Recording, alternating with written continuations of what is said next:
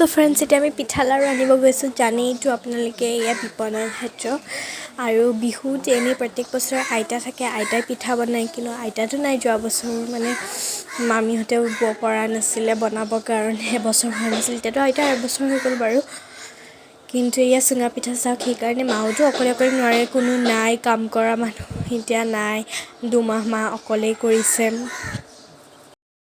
সেইকাৰণে আমি বিপণৰ ক্ষেত্ৰত ধুনীয়া পিঠা বনাই একদম চকুৰ আগত বনাই আছে দেখিছে গৰম গৰম তাৰ পৰা আনিছোঁ এখন পিঠাত 10 টকা